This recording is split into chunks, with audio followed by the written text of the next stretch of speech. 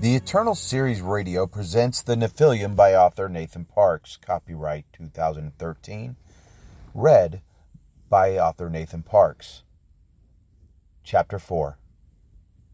One of the young women who only a moment before had been swooning over Arioch stood back trembling.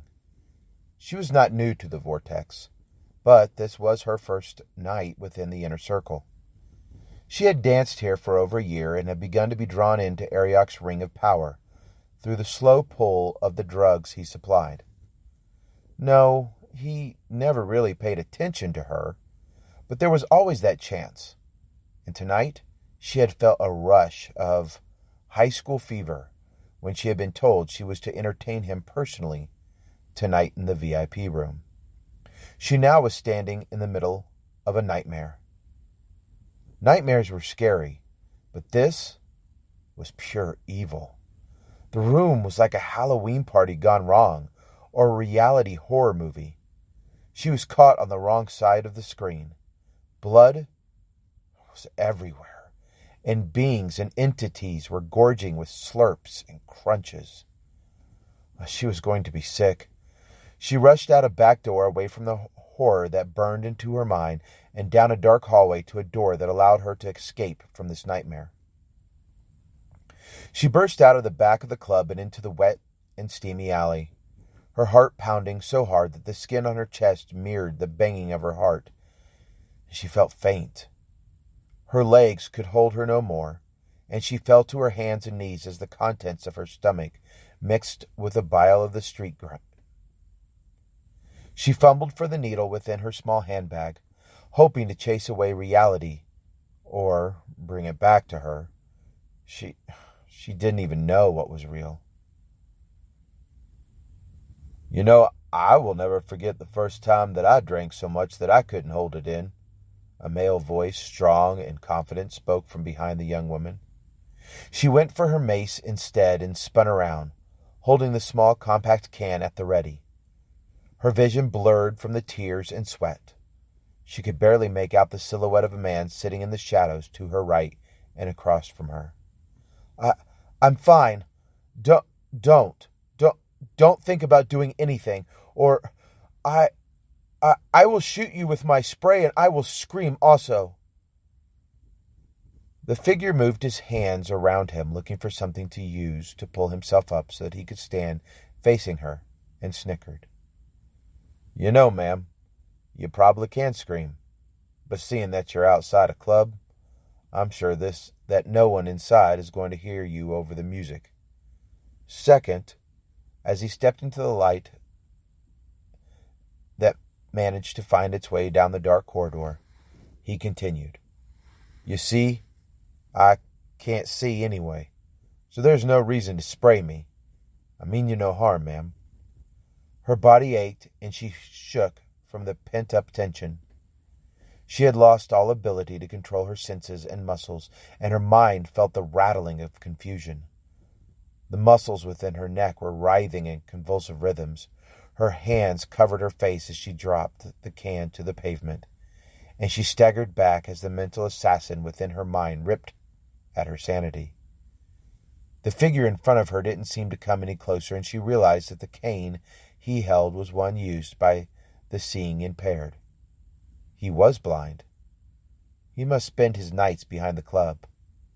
Now she felt saddened for disturbing him. She couldn't move, though.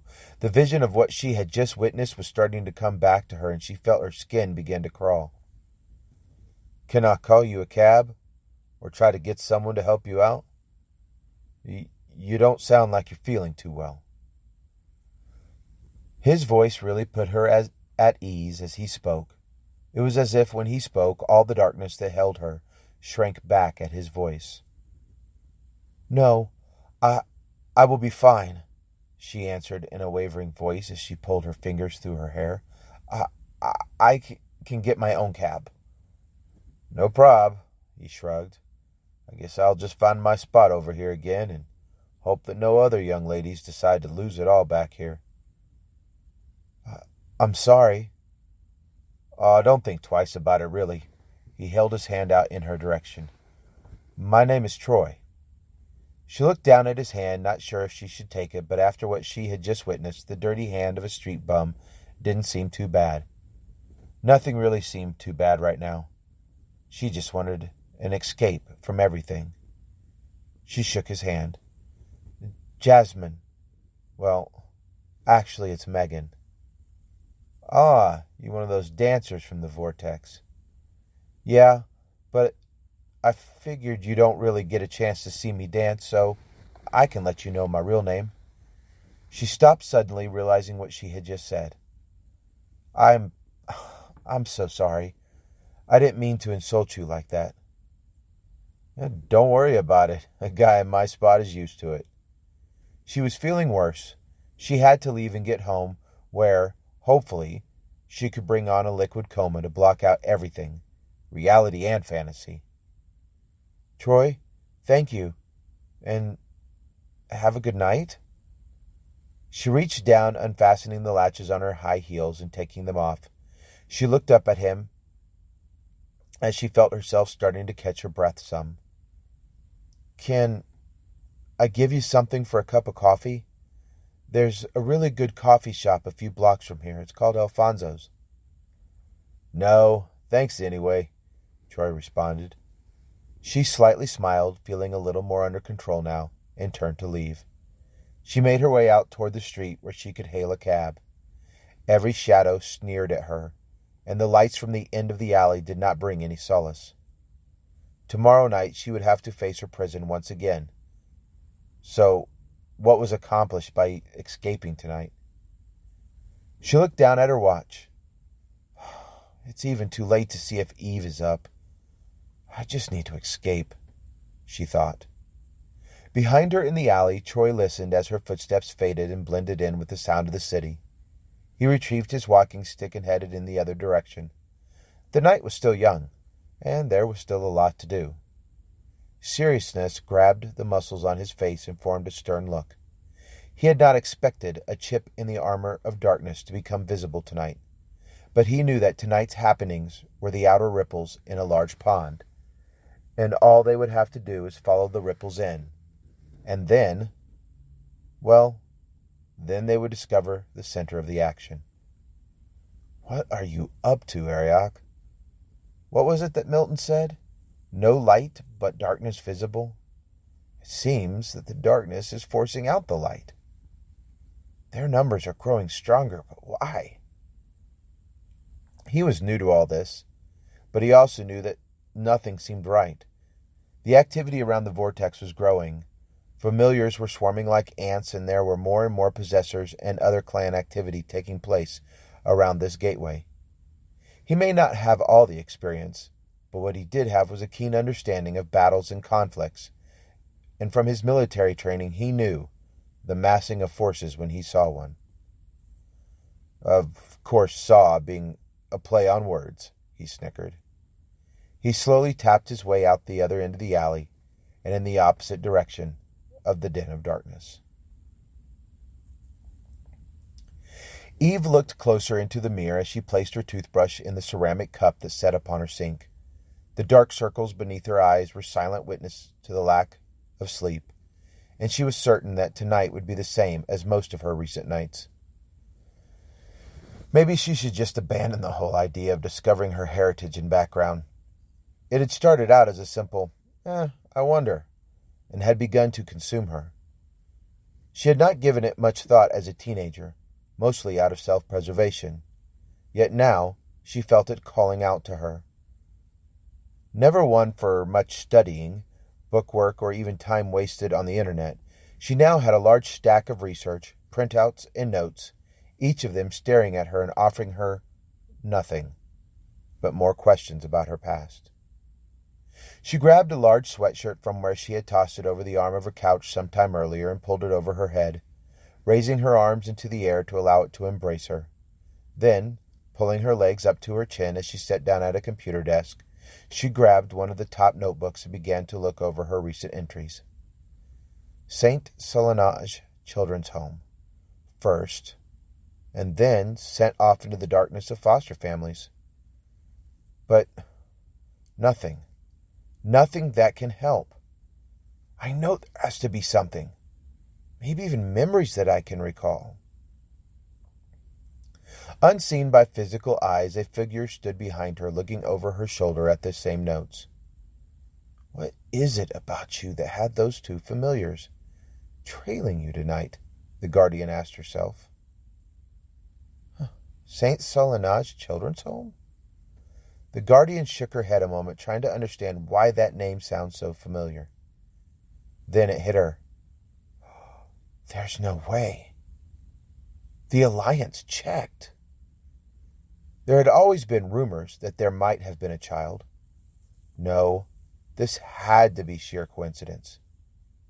If she was right, then she might have her answer for why this young lady was followed.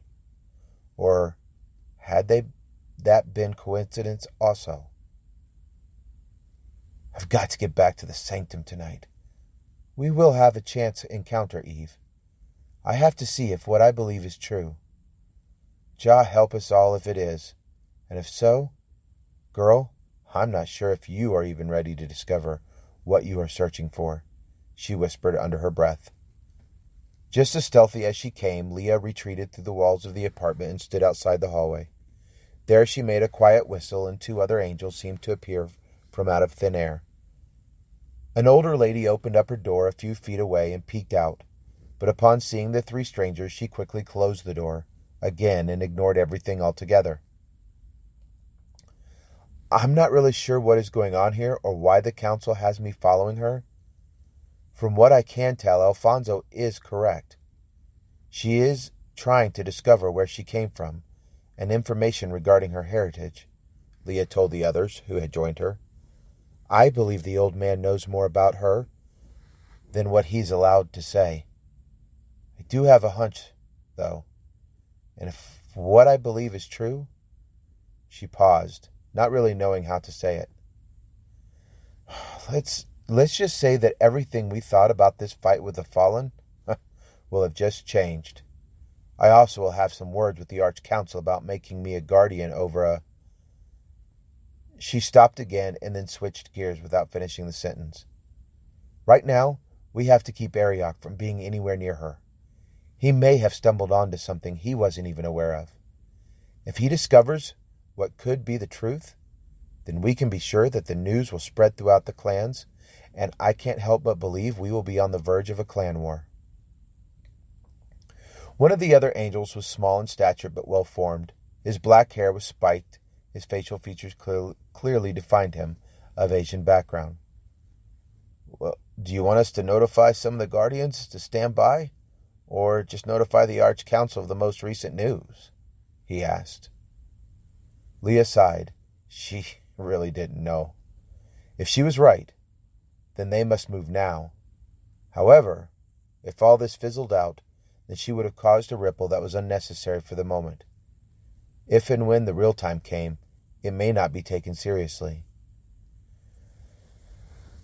Kai, why don't you both do this? Contact Trinita for me. She owes me a favor from the time I saved her butt from the assassin. Have her come over and just watch the area for any fallen activity. We have to be careful not to rush into anything. But at the same time, if something is going to take place, I want to know about it before Ariok can send the clans into a power frenzy.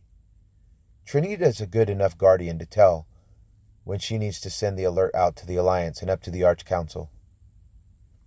You're the boss, Leah. I know where she is. I'm sure she can be in place by tomorrow. That's fine. Let her know I will be at the sanctum, and that she can contact any of the Alliance there if anything does come up of all of this. It could just be a hiccup, but we all know that the truth can't be hidden forever, and that time will play out its course. It isn't a matter of if, but when. The messengers both nodded, and then turning, they both vanished a few steps away from where they had been standing, as if they had walked into nothingness. Leah chose a more conventional route, the elevator.